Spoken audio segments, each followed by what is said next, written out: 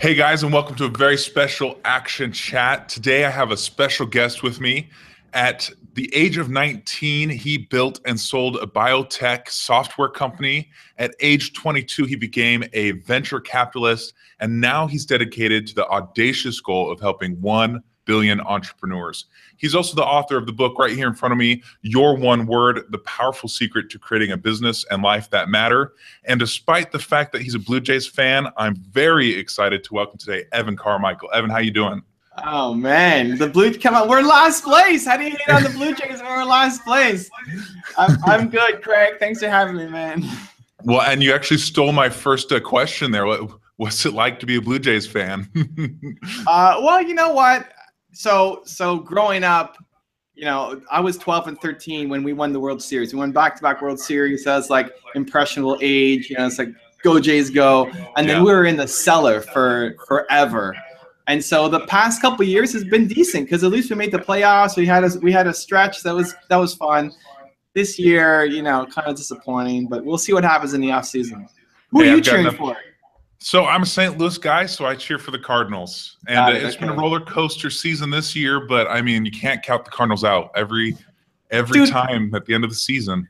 We're not even in the same league. Like, we weren't even seeing together until we got to the World Series. You can't hate on the Jays, man. I actually don't hate on the Jays. If you were a Dodgers fan or a Giants fan, then I'd be all over you. But Blue Jays, I'll root with you. Okay, we can be friends. Well, cool.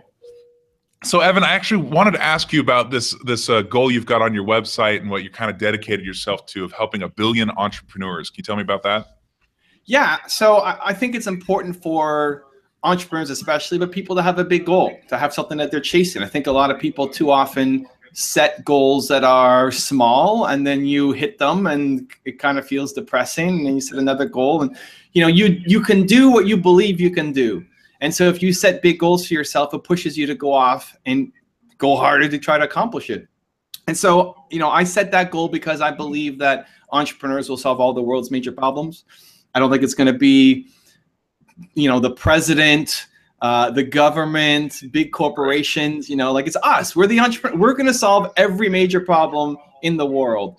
And so if I can have, 0.5% impact on 1 billion entrepreneurs, that's a major, life impact and major impact on the world. And so I think it's important to have a big goal that drives you and motivates you. And that's one for me. Very cool. Yeah. So when you talk about, impacting or helping 1 billion entrepreneurs, like what exactly do you mean? Do you mean just like inspiration, or do you mean hands-on work? Like how do you define that success and working towards that big goal? So I don't. Like there's that big goal, but people ask me, well, how do I track it? Well, I'm not. There's a lot of different ways to track it. Do I track how many views my videos have had? Well, I'm already in the hundreds of millions. Like I'll hit 1 billion way before I die. It's more just a mindset of the work that I'm doing. I wanted to have an impact on a lot of people. And so it's a conscious decision not to do one-on-one coaching. I'm not, I could do coaching easily and turn it into a business. It's not what I want to do because it's not having the reach that I want. It may be really fulfilling to help people in a really deep way, but it's not what I really want to be doing. So I have a YouTube channel because it can reach tons of people. I wrote a book and went with a major publisher, even though I could have made more money self-publishing, but I wanted more reach. We're doing this right now because it's reaching a new audience, right? It's like the work that I do, I just wanted to be able to have the potential to reach a ton of people. And so having 1 billion is an inspiring goal, but I don't really care about the tracking towards it or the specifics of, it's meeting 1 billion people and shaking their hands, or how many people follow me on Twitter or YouTube or whatever the metrics are. That's really interesting. And it seems like more of a mindset, just looking at, even your history of founding a company that obviously, you sold and you had some success there, becoming a venture capitalist. Like lots of people would have stopped after that first venture that went really, really well. And, I don't know, just stopped, but you seem to push forward. Do you think that bigger viewpoint has a lot to do with that? I think people want growth. People want progress. Like progress makes you happy. no matter if you're a billionaire or you're just getting started in life, like when you are growing and learning new things and feeling like the work you're doing is meaningful, you feel happy. I think it's true in that when people do build a business and then they sell it, you know, it was as good of a day it was also sad, right? Like I woke up the next day and what do I do with my life? You know, you don't have that thing to go to anymore. And listen, it's a good problem to have, right? Like I'm not complaining. Maybe a problem that's hard to relate to for a lot of people. But at some point, like, okay, great, you make a lot of money. And when you ask somebody, what would you do if you had $1 million or $10 million or whatever is, you know, a huge chunk of money? People often say things like, well, I would buy my mom a house, or I would travel the world, or I would do, you know, some experience. Okay, great. Like that's perfect. You have the money, you do all that stuff. Now what are you going to do? And a lot of times people are then like, oh, I don't know what I want to do, because they haven't thought that far ahead, because they don't have a purpose. It's like, what is the work that is meaningful? Like you can't sit on a beach the rest of your life. You may feel like you can because your life sucks right now because you're doing work at some company that you hate. And so going on vacation is a huge escape for you. But I promise you, like, you cannot live on a beach the rest of your life. You will get bored and you will want to find some meaningful work. And so figuring that out now is important, and starting to take some small steps towards reaching that is important. Too many people look forward to, like, you're counting down to the weekend, and you're counting down to your vacation, and you're counting down towards your retirement. Like 5 more years till I retire. Are you kidding me? You're going to spend 5 more years doing this crappy thing that you hate so you can retire, right? Like, there should be no retirement. You should continue to do the work that you love to do, whatever that is.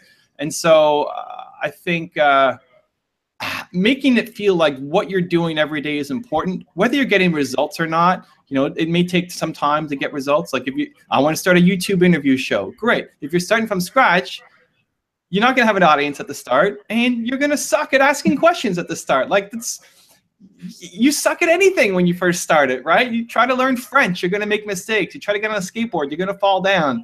I've made 5,000 videos on my YouTube channel. 1,000 of them plus have not gone public. They're practice. And so I think people don't hang in long enough. They don't stay committed to their dream long enough. And a lot of people don't even take any kind of action. It just kind of sits in their head, and they're looking forward to the weekend or that vacation. And so, you know, I sold my business. I was unhappy. I started exploring. I started saying yes to a bunch of things. I started trying a whole bunch of things, and most of them didn't work out. And then I found this idea of helping entrepreneurs, and it was a super unsuccessful event that I went to, where 3 people showed up to a free thing, and it was just another thing to say yes to. And I tried it, and I loved it. And on paper, it seems really stupid. It's like 3 people show up to a free thing. How are you ever going to make a business out of this? But it didn't matter because I loved it. And I think it's really important that you'll go through these waves of certainty and uncertainty. You know, I had my business. I was certain. I knew what I wanted to do. And so I was driving hard on that business. I sold it. Massive uncertainty. Now, what am I going to do? I don't know what I'm going to do with my life. There was no clear focus. And so it's just trying things, saying yes, exploring. And then I found helping entrepreneurs. Certainty, boom. And when you have that certainty, when you know what it is that you need to do, then you got to run as fast as you can, because that window will not be there forever. And the next wave of uncertainty is coming. So however long that window is, 6 months, a year, 2 years, 5 years, you got to push it as hard as you can, because you can create magic in that space. And if you don't, the window will close on you, and you'll just live the rest of your life with regret, saying, man, I wish that YouTube idea I had, I wish I did something about it. There's so much in what you just said that is so good. And, you know, a couple things that I really saw there was, first of all, action. And I see that all the time with the people I work with, you know, because we work with similar audiences of helping entrepreneurs succeed. And the difference I really see every day of people that are just sitting there, oh, I wish I could start this business, or my business isn't working, and the people that actually have a business that's successful, actually moving forward, is that action piece. Like, the implementation is so important. The idea is great. It's good to have a nice idea. It's good to have an original idea, even though original ideas are hard to come by, right? But the actual implementation is what counts. And I love what you're saying there is, you know, the window is short, and you've got to attack that and go all out for it. And lots of times that hesitation we feel, that fear we feel of like, I don't know if I should do this or not, all that gets resolved in the actual going forward and implementation. Like all of that starts, that vision starts to take shape. You had this idea, oh, I want to help entrepreneurs and I want to do YouTube. And then all those little things in between, like what movie or what videos do I make? What topics do I talk about? Those things come as you take action. And then the other thing that you said that really stood out to me was, and I think it's just because I related so well, is that this idea that you're going to work super hard and retire and do nothing. But the reason why you want to do nothing is because what you're doing right now just sucks. Because I have been in that situation in that corporate world where I'm working somewhere that I hate. And I built a life around, having time with my family, doing what I want to do. And what I realized is it's not either or. It's mixing the two worlds together so that you've got this purpose in your life and in your business, as well as time to be with your family or travel the world or go to the beach or whatever it is you want to do. Yeah, and I think in terms of the taking action piece, I agree. I think what we tend to do is we overplan and we underdo. And we come with this idea, I'm gonna start a YouTube show. Great. And then you start getting excited. Okay, well, to have a YouTube show, I need to have a microphone, and I need to have a guy, I need to have, film crew, and I need that, like all this stuff that you need to have. And then you start building out your empire. It's like, okay, once my YouTube channel takes off, then I can have my coaching program and my products, and then I can have, coaches under me. And that's exciting. Like the planning is so exciting because you're imagining this amazing world, and even solving the problem in your head can often be enough of a dopamine hit to like just feel good that you don't want to actually do the work because you already figured out the puzzle, right?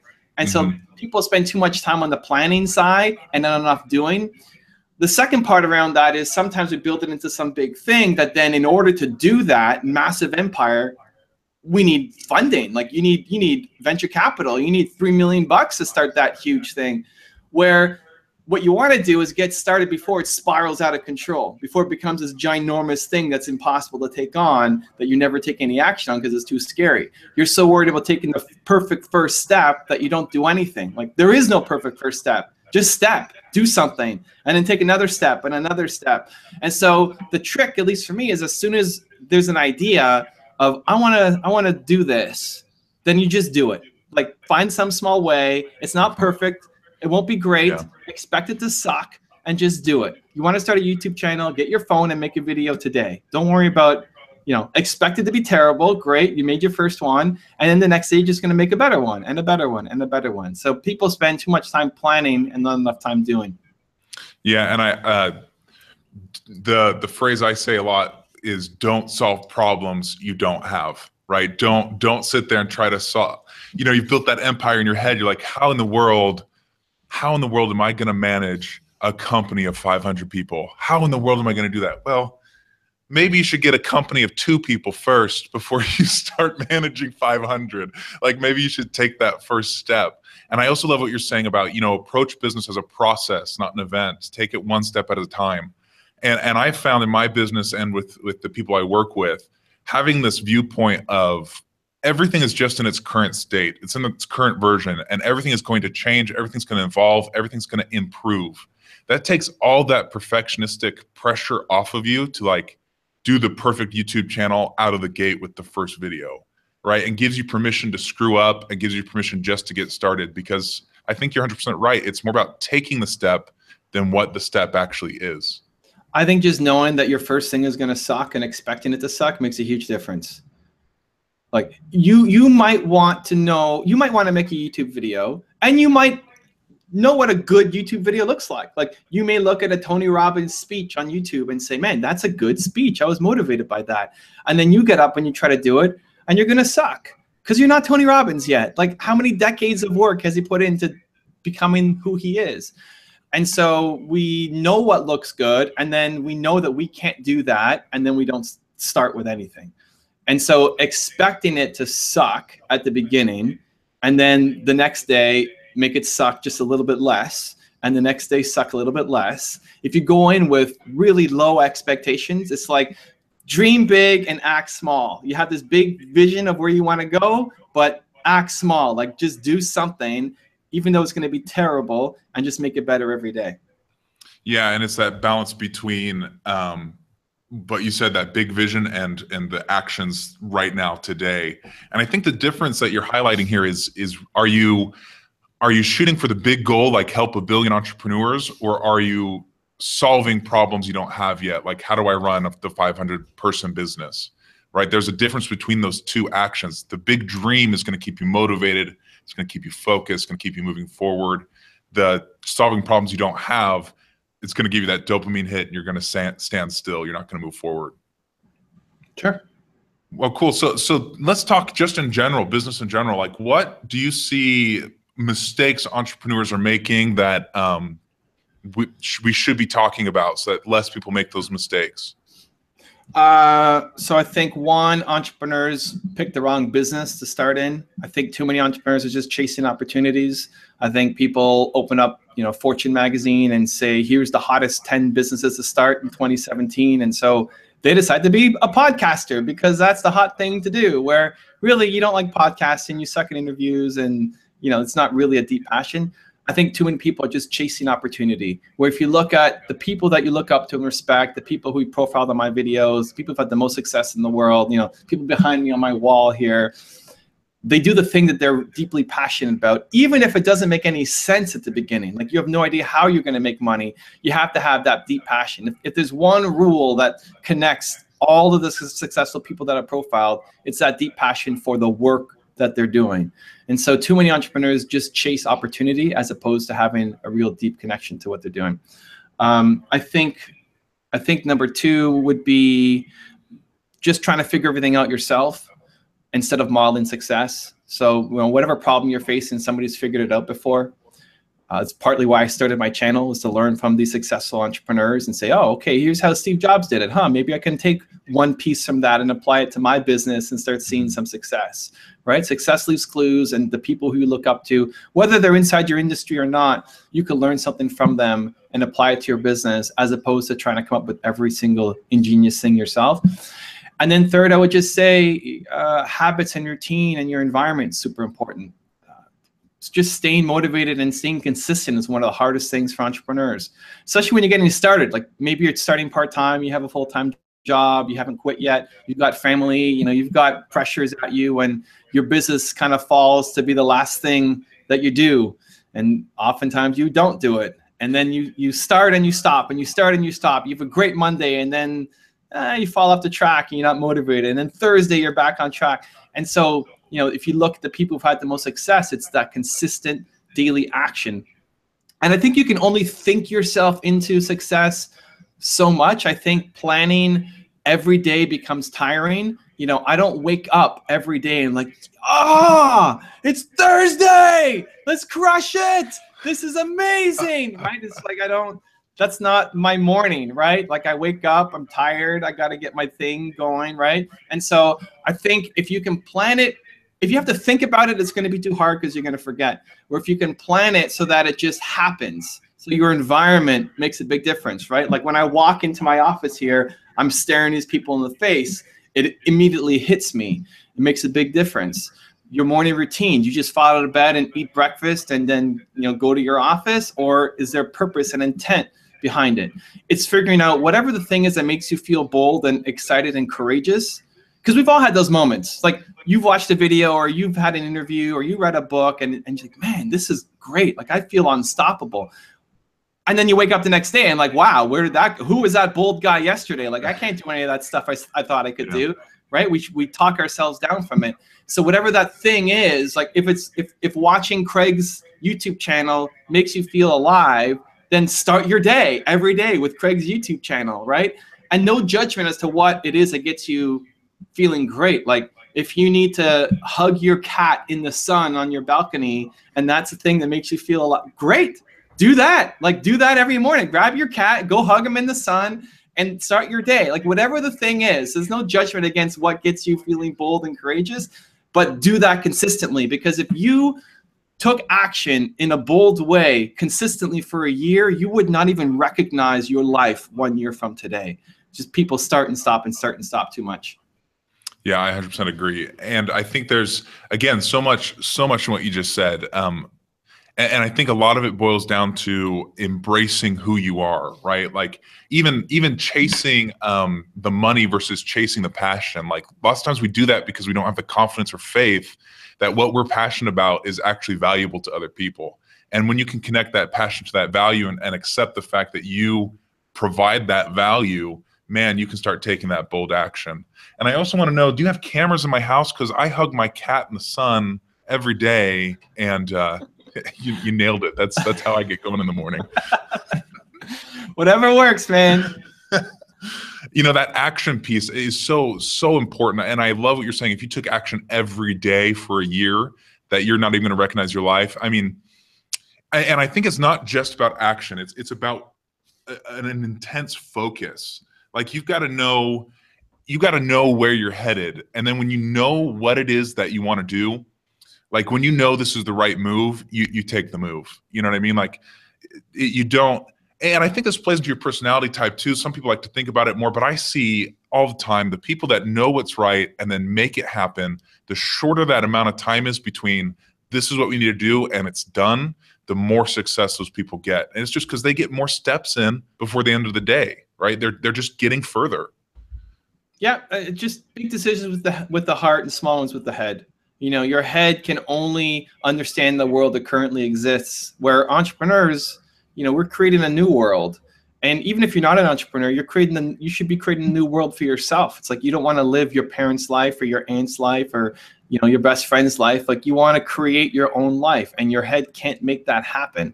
It's only your heart that can create it. And then your head figures out how to make it happen. Like once you've decided with your heart to do something, your head will help you figure out the steps to get there. So if you have some big decision that you want to make, it's not about making a checklist of pros and cons and then counting up the number of pros and cons. It's about listening to your heart to say, which one am I more excited by? Whether it's like marrying the person or moving to that city or starting that business. And once you figure it out with your heart, then your head can give you the steps of how to actually go and execute it. Yeah, I love that. And the vision that's coming to my head is a GPS, right? You don't put the you don't know the directions first. You put the destination in first, and then the GPS gives you the directions as you go, right? It's like the heart puts that address or the destination into the GPS, and then the head makes the directions come to life. I like that. I might use that.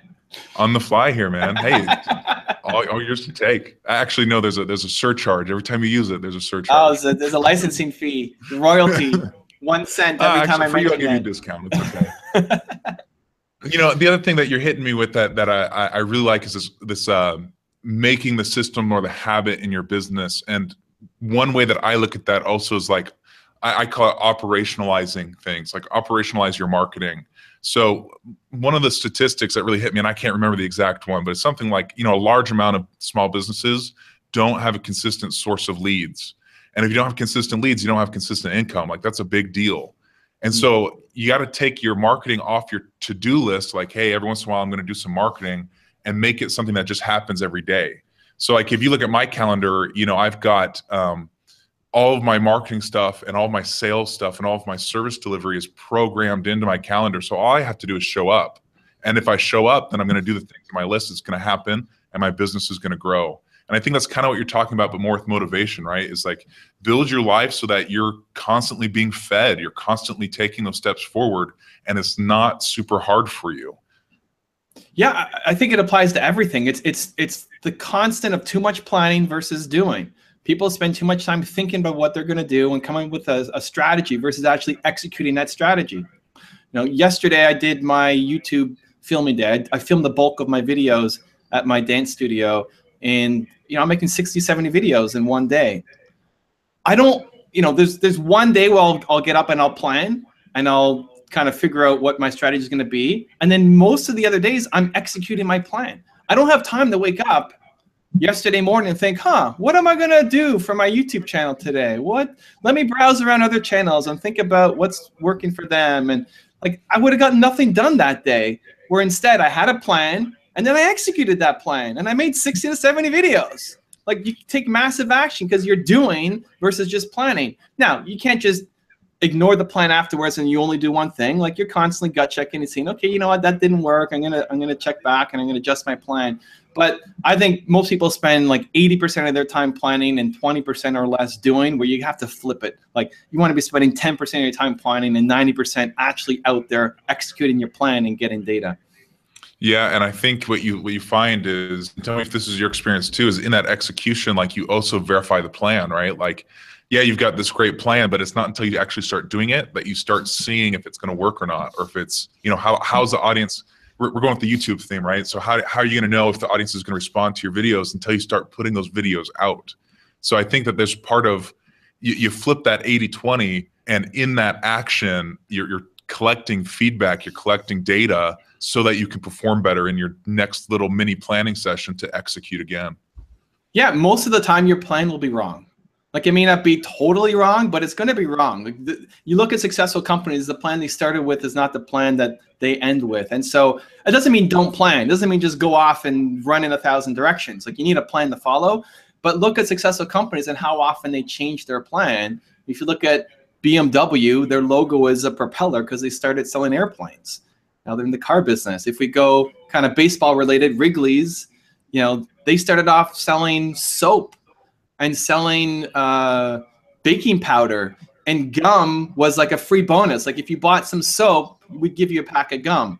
And people loved the gum so much, they're, hey, how about we start making gum? And they became a huge gum company, right? And so like the plan will change a million times. Lamborghini got into cars because he bought a Ferrari. There's this guy named Lamborghini, and he bought a Ferrari from Enzo Ferrari, and he said, hey, I love your engine, but the car kind of sucks and the handling sucks. Like it's just a great engine and the rest of the car isn't great. And at the time, Lamborghini was making tractors, and Enzo Ferrari told Ferruccio Lamborghini, listen, you stick to making tractors and I'll make cars. And he got so upset that he decided, I'm going to make a better car than you. And that's how he got into cars. It's just like, it changes so often. In my first business, biotech software, you know, I spent 3 months coming up with the perfect plan. And by the time we launched and got to market, we lost a $40 million deal because I picked the wrong target, because my plan was wrong. It made total sense to me in my head and made total sense on paper. But then when we go out and actually do it, I was close, but I was wrong. And I lost a $40 million deal because of it. And that pissed me off. And so since then, it's like, it's planning is important, but you got to, as soon as you start with a plan, you got to start testing assumptions, start executing, because you're going to have to make adjustments to your plan. Yeah, and I think, you know, that's really interesting. It's these small tweaks, right, that get you where you want to go, and those the culmination of those small tweaks might take you from dish soap to bubble gum, right? But it's like these small tweaks. It's even going back to what we already talked about, right? Looking at this as a process, not an event. Like it's something that's constantly in motion, something constantly improving, and those little tweaks are what's going to make the business successful. And also, what I love about that concept is that you're guaranteed to win. Like if you view your business as, hey, I'm just going to keep tweaking and it's just going to keep evolving and it's going to keep improving, I'm going to keep growing, you're guaranteed to win because you're going to get there eventually. Yeah, and that's where the passion piece falls in. Like you have to love it. You have to want to make the tweaks. You have to, if you're only chasing the outcome, you're probably not going to have the passion to make those tweaks. But if you love doing the work, then you'll love making the improvements and trying to get better. You know, like if you want to be a successful interviewer, you know, study Larry King and study Oprah Winfrey and study like some of the greats who have done interviewing. And if you see that as, oh, so much work, like I don't want to watch Larry King, like you've already lost. If you look at the improvements as work, you've lost. You've got to see it as, this is great. Like this is my chance to get better. I want to crush this thing. I want to be the Larry King for our generation. You know, if that's your mindset, and we have that for something. Just most people pick the wrong thing and they don't want to put in the work to get better. Yeah, and modeling that success and connecting it to your passion, like it doesn't really become so much of a chore, right? Like if you really love what you're doing and you can connect, again, the YouTube theme, right? Like maybe you don't like filming, but man, you are passionate about whatever you're doing. If you can connect that filming to fulfilling your passion, suddenly that's not going to be a chore anymore because it's taking you a step closer to what you want. And so you're going to find a way to make that happen. Yeah, or and maybe you adjust. Maybe you're not in front of the camera anymore. Maybe you love editing. Maybe editing is your thing, and so maybe you partner up with a guy like Craig who wants to be in front of the camera, or you do mashups of different videos and you pulled in different sources, or you make your own unique original stuff, and you're always behind the scenes. Like, it doesn't, just because you start off in one spot, it doesn't mean you can't adjust and change. When I started my YouTube channel, I did everything. I did the research. I was in front of the camera. I was behind the camera. You can go back and watch them. The video sucked and like they're shaking and I'm terrible on camera. I sucked at every single piece of it. I sucked at the research, and I sucked at being in front of the camera. I sucked at being behind the camera. I sucked at the editing, all of it. I sucked at everything. And then in that process, I realized I like being in front of the camera. You know, I suck at it, but I like doing it and I want to get better. Editing, I have zero interest in. You know, I suck at it and I don't want to get better. So I'm going to give that off as soon as I can.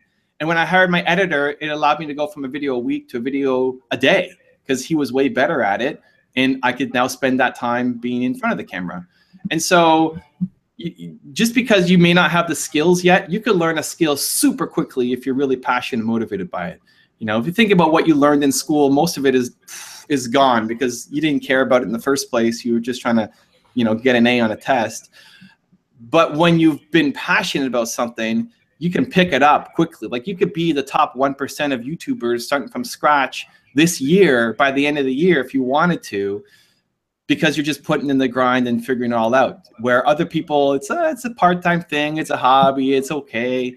You're deeply committed to it. You'll pass people who have way more experience than you, who've been doing it way longer than you, because you actually care about it. Awesome. Action. So like the themes popping out here: action and focus and passion, right? So you mentioned something I think would be, and it's kind of shifting conversation a little bit, but I think it'd be interesting to you know, this audience. What if you're considering your first VA or your first hire or your first, you know, expanding beyond just you? What would you recommend? Like, what would be your advice or your steps for somebody at that moment? So I'd like to go eliminate, automate, delegate. So if you're thinking about bringing somebody on, first think about, is the task necessary? Because there's probably a lot you're doing that doesn't even matter. And so, like, is this actually helping your business grow or not? And if it's not, just eliminate it. Don't give it to somebody else. Then look, automate it. Like, can I automate it? Can I make it, you know, is there software to help me do this role? Is there anything that can make it more automatic? Then you get to delegate, which is where you bring somebody on your team. So it's a required thing for your business. It can't be automated, but it's not high leverage enough for you to do it. So you want to bring somebody else on board. I recommend hiring somebody part-time at the beginning. You don't need to go and hire somebody on a full-time salary. One, you know, you're out 30, 40, 50, 60K, which is a huge nut to take on at the start. And two, you probably suck as a manager. Like, unless you've already had managerial experience from a corporate career, you don't know how to manage another human being. It's not the same thing as just, you know, being a parent or having a brother. Like, it's a different skill set, and you have to actually treat it like you care about this person, right? It's not just, oh, I get to unload all of my editing work and great, that person's going to take, like, you have to train them. You know, that's work. You have to care about them and their goals. And, you know, hopefully working for you is not just a job for them, but they're feeling fulfilled in what you're doing too. And so getting that practice with a part-time employee allows you to get it sooner. The first guy I hired was for 1 hour a day. He was doing database work for me, and that was great because it freed up 2 hours of my day because he was better at it than I was. And I got used to working with somebody on a small scale and the back and forth. And so that's what I would recommend. Find a task that you hate doing that needs to get done. Find somebody who's way better at it than you are, which still may not cost you a lot. Like, hiring an editor is not massively expensive, and I hate doing that work. Or hiring a bookkeeper is not massively expensive, and chances are you hate doing bookkeeping in your business, right? You can find somebody to do it, or a VA who's doing, you know, emails for you or whatever it is. Start part-time, slowly build it up to give them more hours, and then as you're leveraging, like, you need to make sure that whatever investment you're making in them is more than paying off for itself to the bottom line of your business. So if you're hiring an editor, for me, I hire an editor, that's a cost, but I can move my output from a video a week to a video a day. Like, I'm making 7 times the amount of videos because of this one hire that I had. And so that's going to really have an impact on the bottom line of my business. And so you just have to make sure that you're not losing money on the person that you have coming in. Awesome. And so it was eliminate, automate, delegate, right? Is that what you said? Yeah. Yeah, and the other thing I was taking away from there is the real need to make sure that you connect whatever it is you're outsourcing to a bottom line function. And I think that can be tough because there are some things, you know, if you get somebody to do your YouTube, you know, your editing, and you can up your YouTube videos, that's a very clear cut. Yes, there's more output. If I do X number of videos, I can make X amount of money or something along those lines. Like you can actually see that. There are other things that are more nebulous, you know, like the hour a day thing where it frees up 2 hours of your time. The important thing there is to say, okay, what are you doing with that extra hour, right? What are you doing to increase your bottom line to make that 1 hour worth it? Because there are some activities that you want to outsource or that you don't like doing that aren't directly related to the bottom line. And if you don't make sure that it increases your productivity, you're gonna lose out on money and you're not gonna be able to afford it. Well, it comes down to how much is your time actually worth. You know, if your time is worth $40 an hour, that's what you're getting out of your business, and you can free up 2 hours a week, and it's going to cost you 15, 20, 25, it's worth it. Just make sure that you're spending that time doing something that's worth at least $40 an hour, right? Then you can grow your business. Yeah, good point. And sometimes, you know, and we'll take this out of the realm of business too. I think sometimes, yeah, I'll be you know, real transparent. Yesterday, I had to take the day off. I had a lot of stuff going on personally, and I was like, hey, I just got to take the day off. It's a mental health day, and it brought me back energized for today and for this interview. So I think there's also things worth that $40 an hour or whatever your rate is that aren't necessarily business related, but in the end, help you achieve bigger things.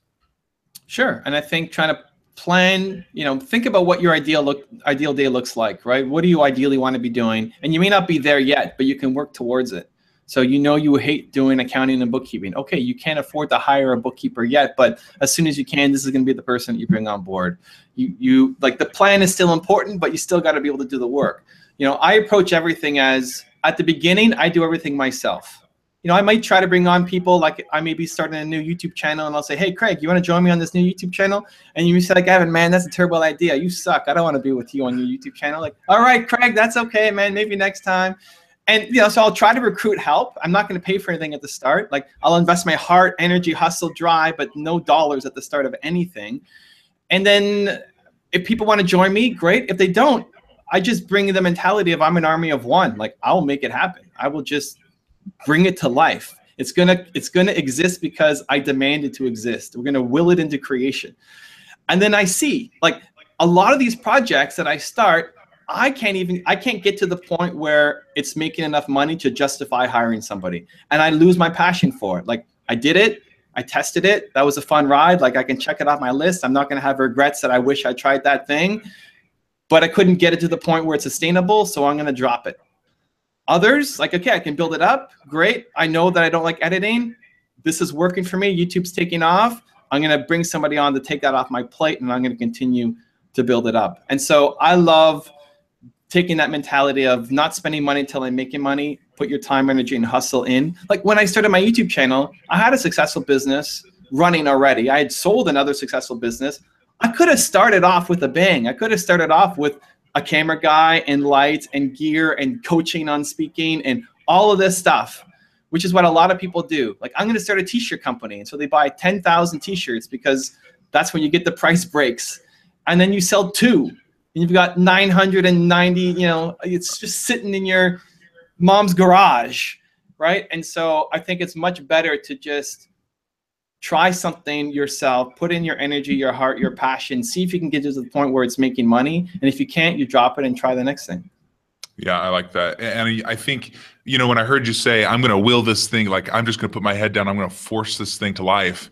I think that, to me, that sounds awesome, you know, because that's my personality. Yeah, let's do it. We're going to make this happen. We're going to have fun while we do it.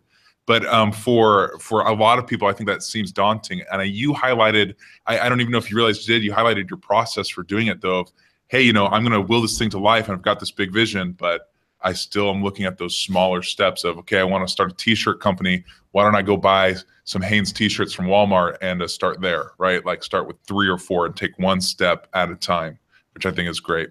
You got to be the CEO to the janitor in your business, and you got to be willing to do everything when it's required. So you're not above. Like I would go back and do editing in my business if I had to. If both my editors got sick or got kidnapped or whatever, please don't let that happen. That's very sad.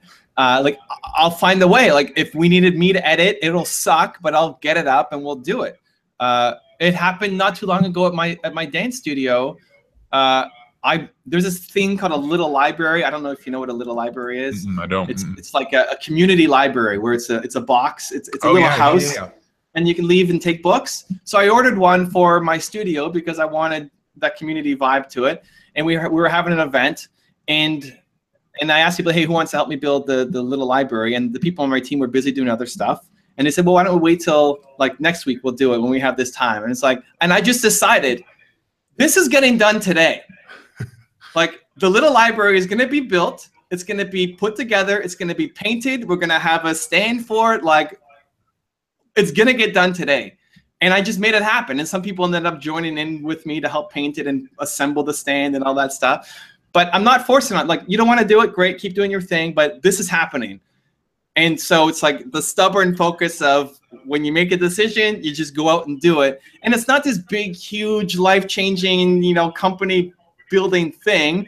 It's building a tiny library and putting it outside my studio, right? But that approach of you want to get something done, you're going to get it done, you're going to try to recruit help. If it doesn't work, it doesn't matter. You're just going to do it yourself and get it done and see if it works.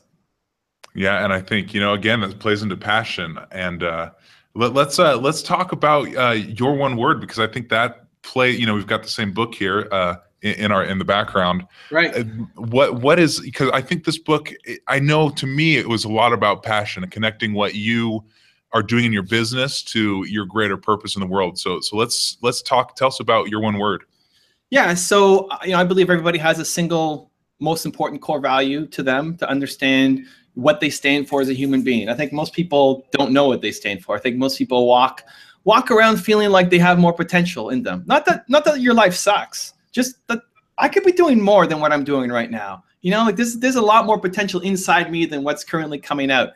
And so I think it starts with self-awareness. When you understand your most important core value, then you can design a life and a business around it and bring that in on a consistent basis. So for me, it's believe. That's my one word. If you watch my videos or in anything I do, like believe is coming out of this interview. I want people to believe in themselves more in everything that I do. And having that intent daily, having that clarity and focus allows me to run quickly in a direction, as opposed to doing things because somebody else wants you to do it or live in somebody else's version of your life. When you know what you stand for, it's amazing how quickly you can run and how far you can go.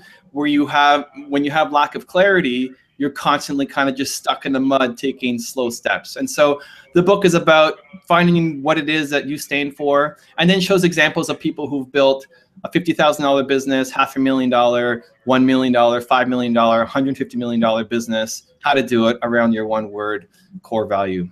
So that's the book. It's exciting. Yeah, and I think, my own experience with it, I happened to be rebranding at the same time I got this book. So it actually really influenced some of the decisions I was making at a pivotal time. And so my one word is action. And along the same lines, I found, because I do one-on-one coaching. So if I ever get in a situation where I'm like not quite sure what I want to do with this particular client, I do know that I want them to take action, and I want them to get results, and I want them to implement.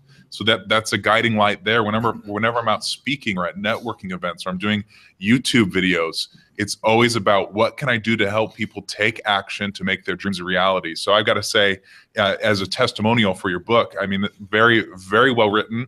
And the principles, honestly, they'll change your business, because it'll give you that higher purpose, that higher connection. Yeah, I love it. And a lot of people use it for that purpose of bringing it to the business and the branding. And what's really important to understand is this isn't just something, it's not branding for your company. It's branding for yourself that you bring to your company. It's personal branding that then gets injected into your business. And so it helps you when you're dealing with clients. It helps me when I listen to your show. I should know that I'm gonna be motivated to take action. Like I'm gonna get ideas and motivation every time Craig is on to take action. Right? If I hit your website, I should want to take action. When you are hiring the next guy for your production team, he should be motivated about helping people take action. He might express it through editing on the back end. He's not going to be in front of the camera or getting up on stage and being the speaker like you are, but he still cares about helping people take action. The way he expresses it is by being behind a computer doing effects on the editing. You know, you bring it to your family life, you know, like I don't know if you're married or kids, but, you know, if you're spending the weekend with your mom, like you want to do something that's action oriented. How can you help her or do something that's fun together, not just kind of doing the opposite, right? And so like if you wake up every day and think, how do I take action today? How do I have inspired action today? What does my morning routine look like to make me personally take action so that other people can go take action? Like it starts as a personal thing that then you want to bring out to the world. I want people to believe in themselves more, right? But I need to believe in myself more before I can bring that out. If I'm not feeling belief, it's not going to connect. So same thing for you. You want people to take action more. It starts with you taking massive action. You waking up every day and be like, okay, let's go do this. I'm ready to talk to Evan. I'm ready to have 5 other people on my channel. Let's go take some massive action. And that becomes like where negativity and telling people that you can't do this becomes like this disease that spreads. It's the opposite. Like you're vibing out action. It becomes like a positive disease that people catch. It's like a fever that then they want to go out and do it themselves. Yeah, totally. And I've completely experienced that. And I love your clarification there. This is a personal brand that then influences your business and your sphere and your family. Because, you know, my wife doesn't always love it, but I'm always like, hey, let's take action. What is it that we need to do? Because her one word probably wouldn't be action, you know? So it's funny, but yeah, it definitely does influence your entire life, not just your business. Well, and so that's great clarity for like relationships too. I mean, I don't go into that because I don't pretend to be a relationship expert, but like her knowing that your one word is action and you knowing that her one word is caring or family or whatever it is, helps you understand each other better, helps you help that person better, right? And the same thing for the people on your team. If you were trying to hire somebody and they said, you know, Craig, like, action's kind of stupid, man. Like, you know, I'm going to do the work, but that action vibe you got going on, it's like, you know, it's kind of cheesy, dude. Like, you guys aren't going to work well together. Like, there's going to be conflict forever. Like, you know immediately that this person is not, even if they have all the skills, there's somebody else who has the same skills, but like loves your mission and wants to be on board. And that person is just a way better fit. Yeah, I love it. I love it. So cool. Where can people get it? The book is wherever you buy books, Amazon, Barnes and Nobles, you know, wherever you're buying books, it's there. Awesome. And if they want to learn more about you, Evan, where do they go? I think I'm probably best known for my YouTube channel, so you can check that out if you look up Evan Carmichael on YouTube. If you want to interact one-on-one, Twitter, Snapchat, Instagram is where I'm spending most of my time. I usually do a weekly workout on the treadmill answering questions, so you can tweet me or hit me up on Instagram and you might get an answer. Very cool, Evan. Thank you so much for coming today. Guys, as always, take some fast focus, imperfect action. This was the Action Chat. Oh, did we cut off? Like, it got everything, but I think when you were like fast